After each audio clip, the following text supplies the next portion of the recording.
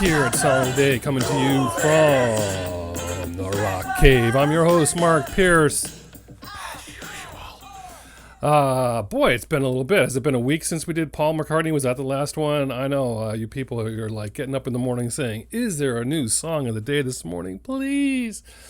And then some of you not paying attention. But I know it's been rough, and it's still going to be that way. I'm just telling you ahead of time. This might be the only song of the day this week, and next week I'm away. Although I might try to get some episodes on location. We'll see about that. We're going to try. So many topics. You almost got a Wanderlust Wednesday yesterday. I have the topic.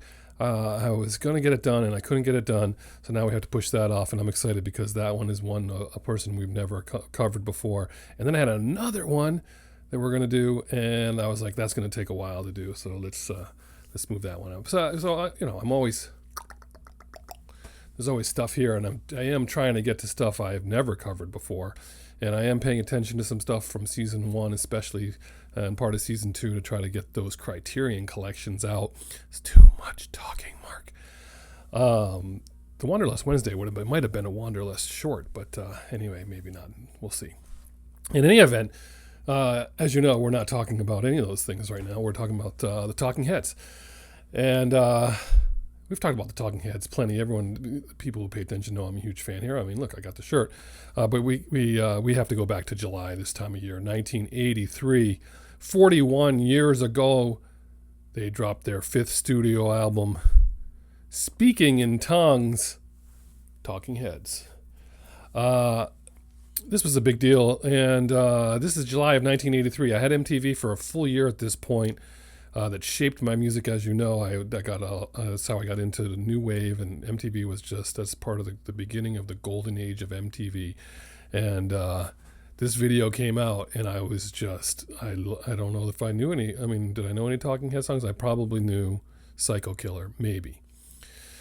But this changed everything for me, and I was just like, wow, this is awesome. And the video, of course, is what did it, with the projection of things, the fire on the side of the house, and they had kids playing music, which would later be used by Van Halen and Hot for Teacher, of course. And of course, David Byrne, he's fun. He's great. Actually, it's not the first Talking Heads, was Once in a Lifetime was on heavy rotation at this time. So that would have been the first Talking Heads video I saw. And I don't know if they had a Psycho Killer video for that at that time. I have to look that up. But this came out to great reviews, Speaking in Tongues. And the first single, of course, Burning Down the House, which was their highest charting single in North America to this date, I believe, went to number 9. Not a hit outside the United States. That's kind of interesting. But the story goes, there's a long story about how it took a while to make this song, and David Byrne was inspired by the Parliament Funkadelic audience chant of Burn Down the House. And he was doing a play on that, which is interesting also because later, for Stop Making Sense, founding member of Parliament Funkadelic, or P-Funk if you want to call it that, Bernie Worrell was basically their member of their band for all the 1980s, like unofficial member of the band. He's there in the Stop Making Sense videos. He was the one on that tour, and that's just fascinating, right? That's pretty cool. This is great. Burning Down the House. Love this song. This is great, especially since, I get to talk about the Talking Heads. But of course, the Stop Making Sense movie was the movie of the tour of this album. If you didn't know that, you know that now.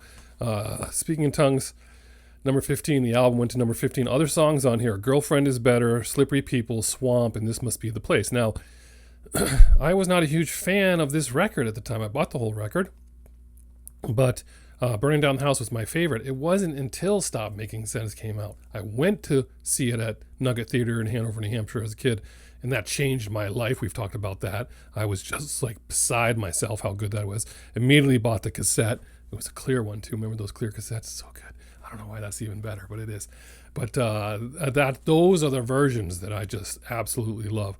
The live versions of the songs from this record are my preferred versions. And speaking of preferred versions, hold please.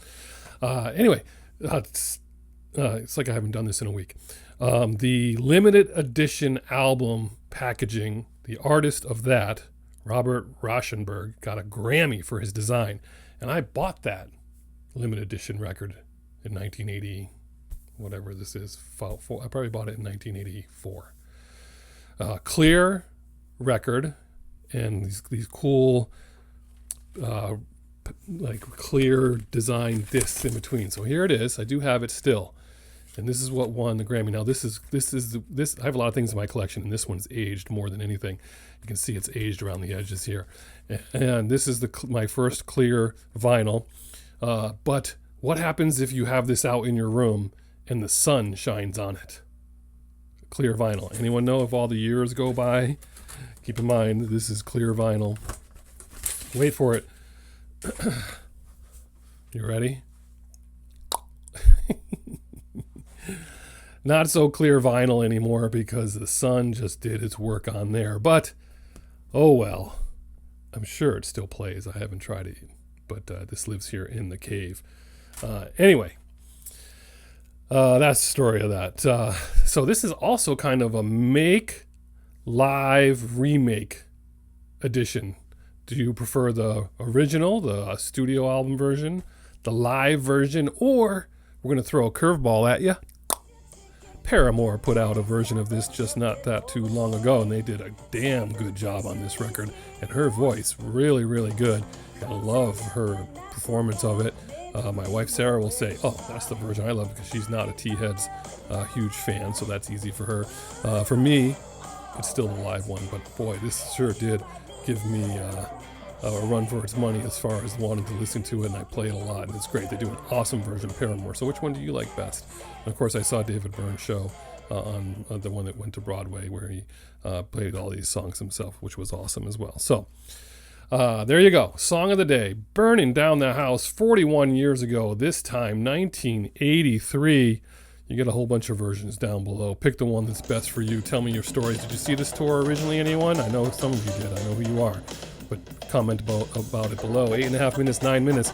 But then you don't have me for however many days, so that's what you get. You don't get upset. Love doing the Rock Cave.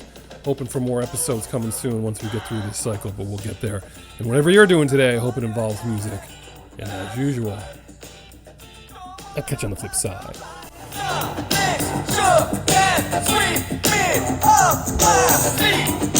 Burning down the house.